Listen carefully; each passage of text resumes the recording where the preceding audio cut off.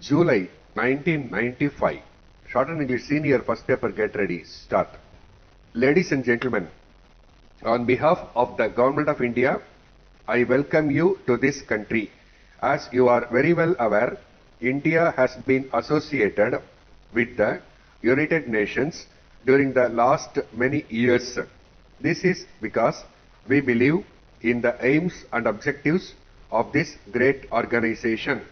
Of course, it is true to some extent that this world body has failed in its endeavors to bring about peace and progress in some parts of the world. But nevertheless, we believed in its usefulness and decided to support it in the hope that satisfactory results will come sooner or later. We are gathered here today to discuss about the various problems faced by the countries in Asia. During the last many years, these problems have been considered in the world context. As a result, these countries have been neglected. It was not considered important enough for as much attention to be given to it as was given to certain other parts of the world. But we have to attach more importance to the problems in Asia because they affect us more intimately. As far as India is concerned, one problem which demands immediate attention is food. It is an extraordinary state of affairs that in a country like India, we do not have self-sufficiency in food. There is obviously something wrong in our approach to agriculture. I have, however, no doubt in my mind that India can produce enough food, if not immediately, but in the course of a few years. But at the present moment, we have to face this problem.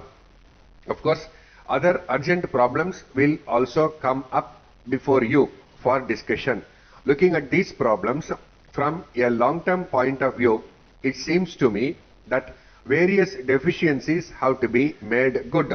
We have to increase our production, both agricultural and industrial, in order to see that the standard of living of our people is increased to a great extent.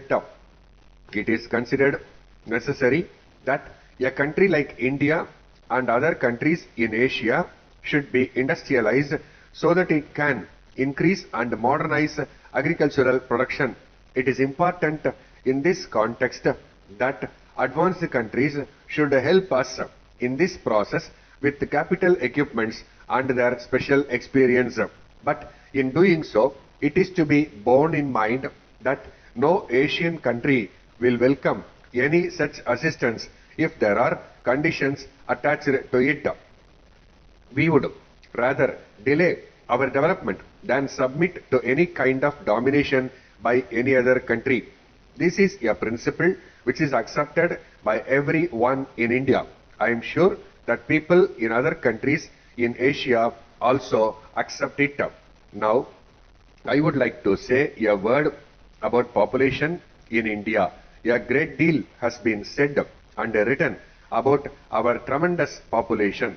It is true that we cannot solve any problem if our population growth is not checked efficiently and as quickly as possible. Well, I have no desire for the population of India to go on increasing. I am all in favor of checking this growth. Finally, ladies and gentlemen, you have come to this country for the first time. I believe that one of the points you have to determine is the location of your temporary headquarters. Probably there will be the question of locating the regional office.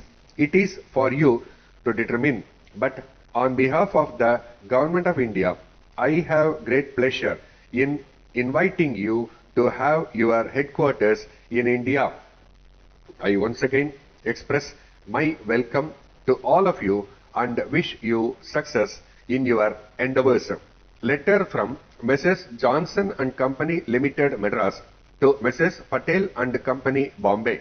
Dear sirs, with reference to our order dated 2nd instant, we shall be glad if you will kindly let us know when we may expect delivery of the goods.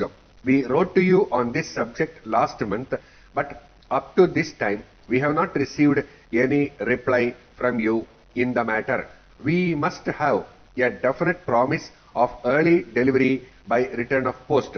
Otherwise, we may have to cancel the order altogether, as these goods are urgently required and our work here is being delayed in consequence of their non-delivery.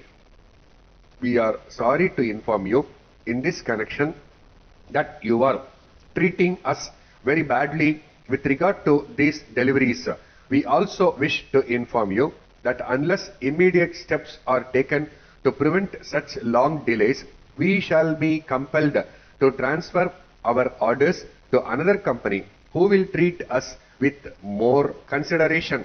You have been supplying these goods for 6 years, and in the circumstances, we consider that we deserve better treatment at your hands.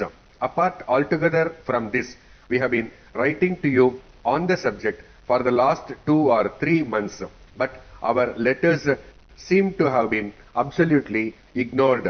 We would therefore like to request you to look into the matter urgently and let us have a proper reply at once.